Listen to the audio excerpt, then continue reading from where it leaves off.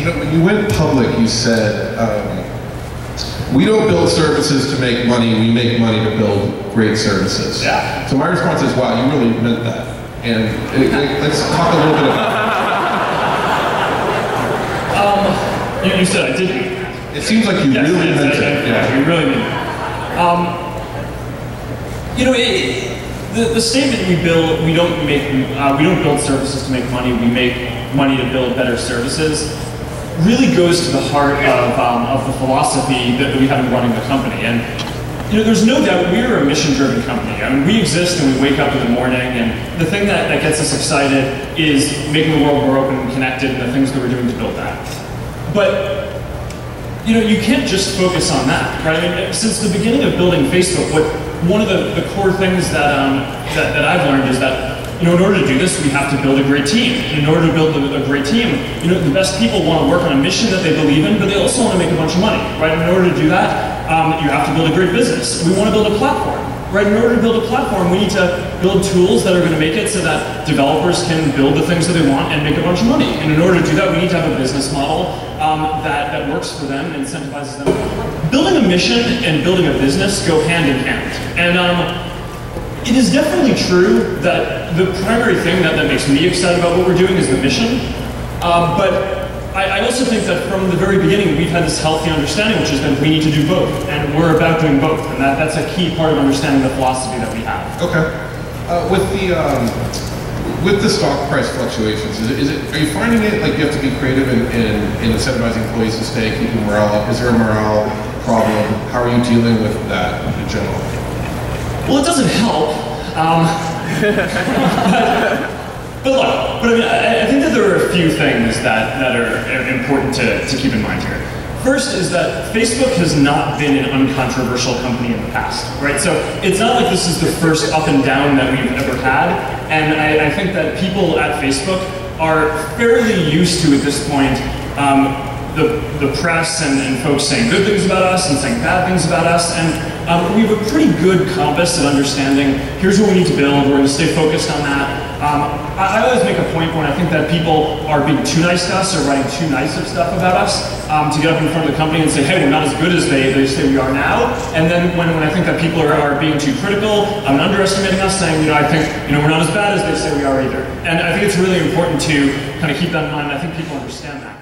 I've said it was the Achilles heel. I've said it was some of your mobile products are the worst products I've ever seen in my life. I've said, you know, we were very self-critical too. Is mobile a strength and an opportunity for Facebook, or is it your weakness? Well, it really gets back to what I was saying before. You know, so mobile is, you know, there are going to be more users. Each user is going to spend more time, and per amount of time that they spend, we're going to be making more money. And on monetization, I'm really optimistic because you know, mobile is a lot closer to TV than desktop. Where on desktop, we basically, for the past 5 or 6 years, we've had these right-hand column ads, right? So we've had this ads team that's worked largely in isolation to build this service that any product team at Facebook can use. You're building a product, you can put these ads on the side of your product, and it's been great. You know, we've built a multi-billion-dollar business by doing that. But on mobile, that's clearly not going to be the answer, right? We're not going to have ads on a separate column. There's just no room. So the ads have to be more integrated.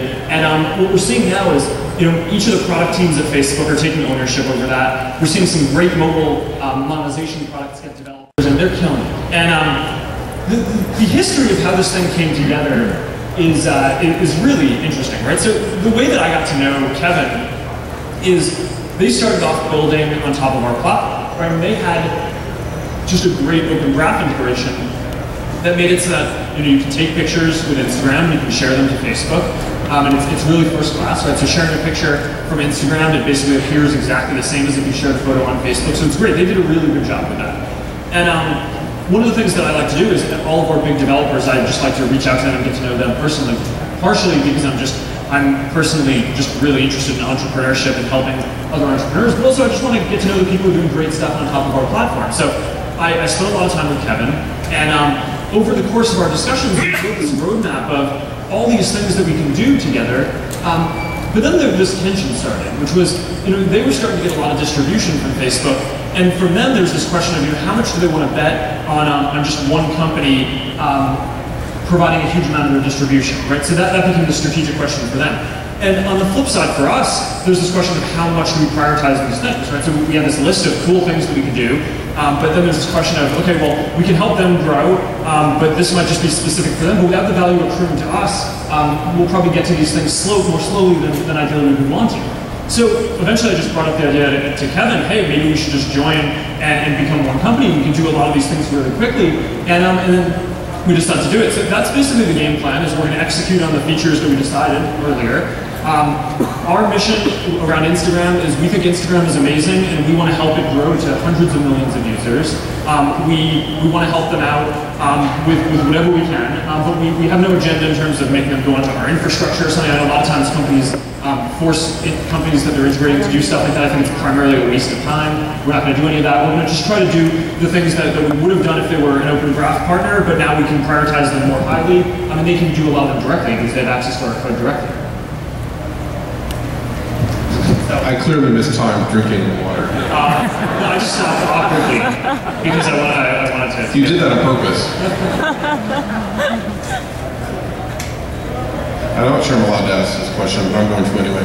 I have been bugging you about a Facebook phone for years. I mean, you dragged me into the office to say, oh, it's not happening. Do you believe me yet?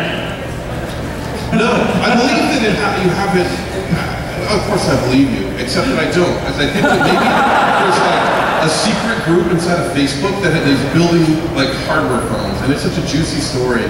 I just hope that now you can come out and publicly say finally that we're definitely building a Facebook phone. Yeah.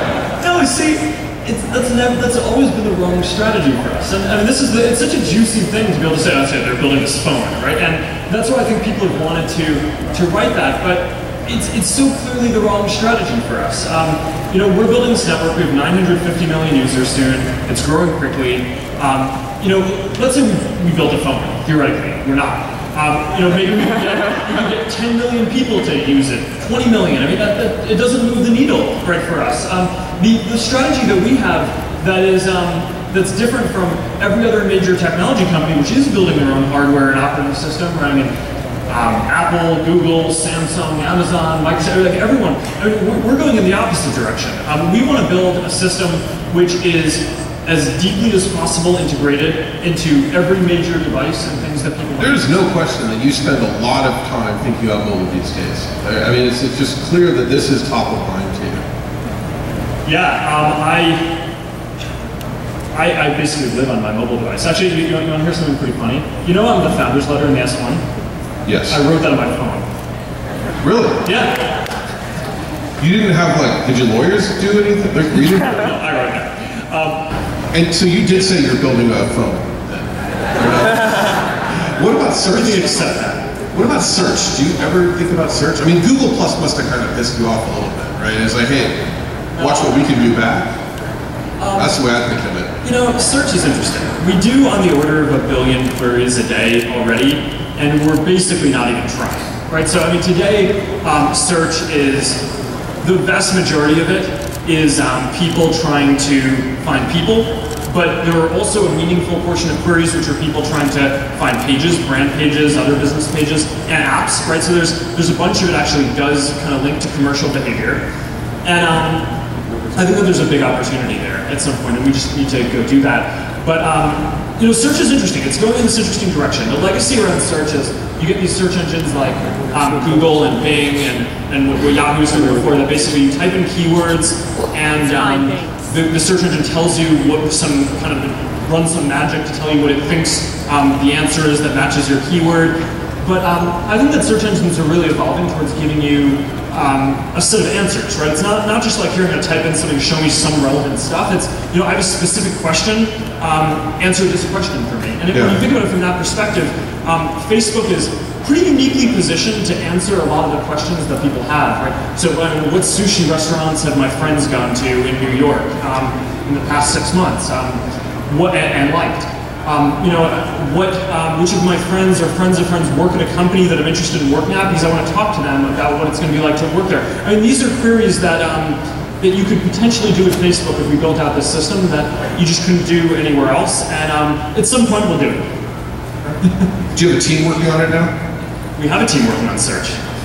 But I mean, that stuff, I think we'll have to see. How many engineers do you have working on search? I don't know off the top of my head. I mean, we are doing on the order of 1 billion queries a day. So I do think that that's one kind of obvious thing that would be interesting for us to do in the future if we got to a state where we were excited about it. What are other obvious things that you might want to do in the future? Facebook. Phone just doesn't make any sense.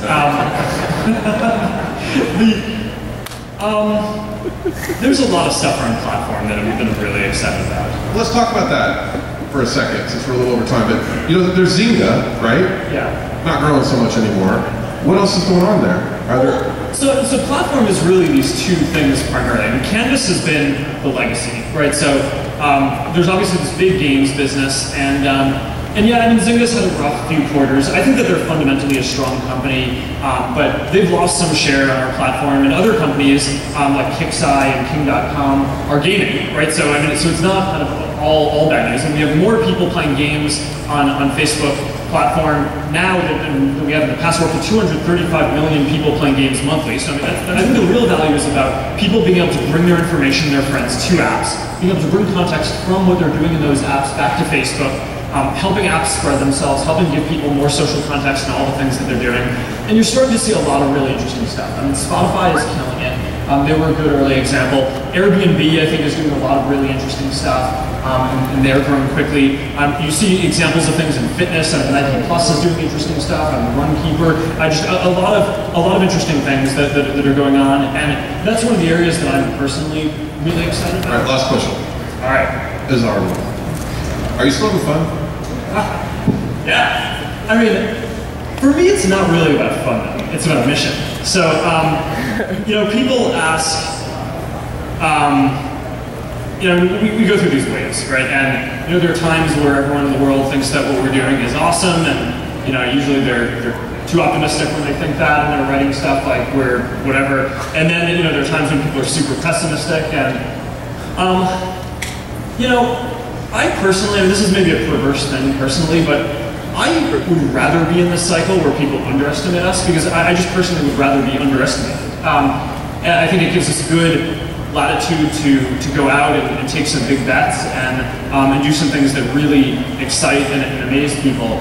But are people underestimating Facebook right now, do you think? Are you in that cycle? I think a bunch of people are. It's hard for me to say. You know, when we look back 10, 20 years from now, the legacy of this company should be that you know, we've connected everyone in the world, and that everyone can share all the stuff that they want.